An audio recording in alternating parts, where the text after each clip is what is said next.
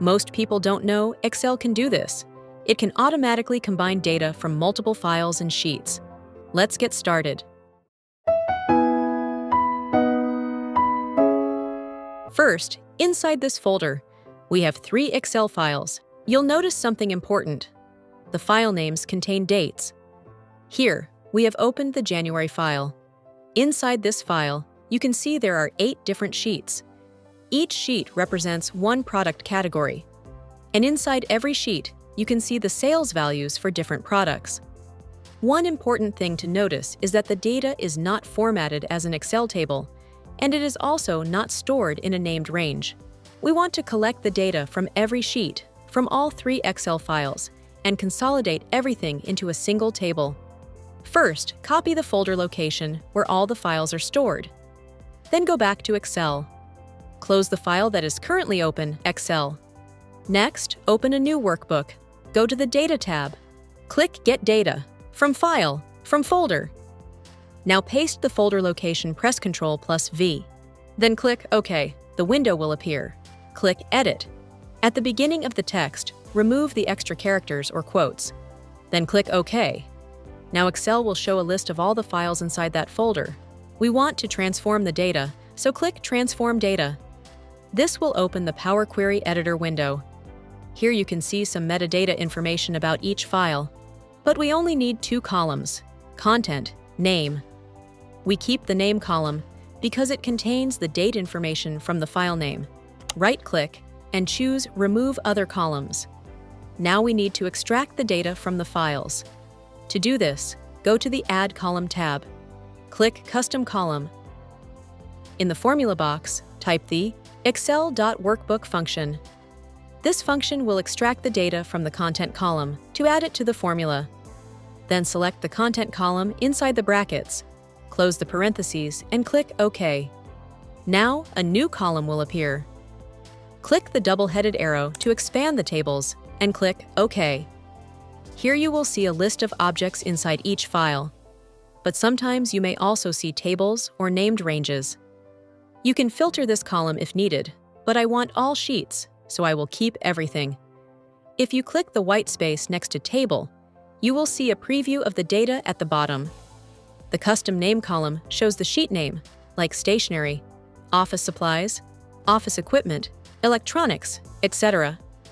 Before expanding the data, we remove the columns we don't need. Keep only these 3 columns: Custom Data, Custom Name, Name, File name containing the date. Hold Shift to select them, right-click, and choose Remove Other Columns. Finally, click the double-headed arrow in Custom Data. Uncheck Use Original Column Name as Prefix, and click OK. Now, if you scroll down, you will see the data from all the sheets and all the files combined.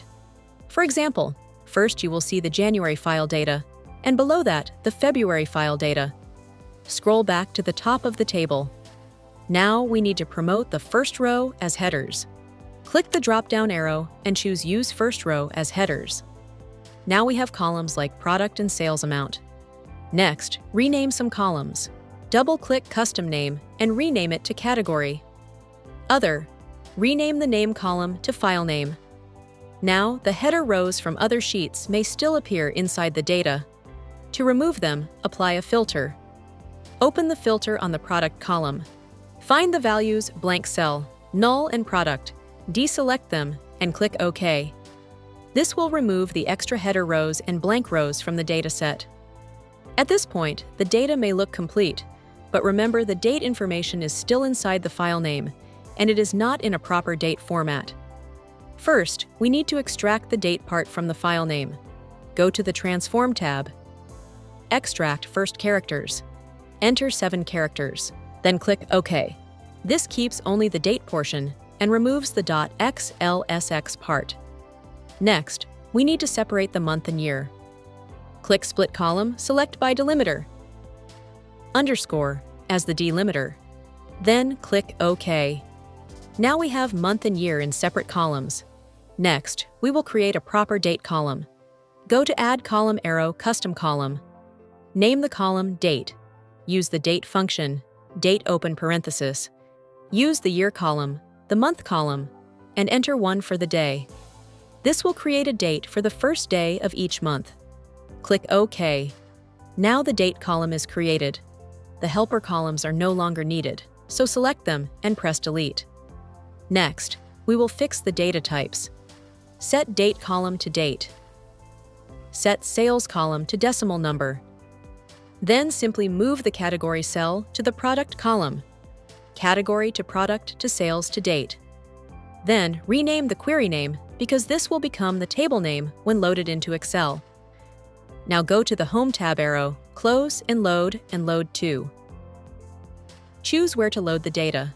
For example, Table in Excel, Pivot Table, Pivot Chart Connection Only for Power Pivot. Here, we choose the table in the existing worksheet. Click OK. Now all the data from multiple files and sheets will be combined into a single table. Finally, format and design the data as needed. That's it! How you can combine data from multiple Excel files and sheets using Power Query. Thank you for watching. Please like, share, and subscribe to our channel for more tutorials.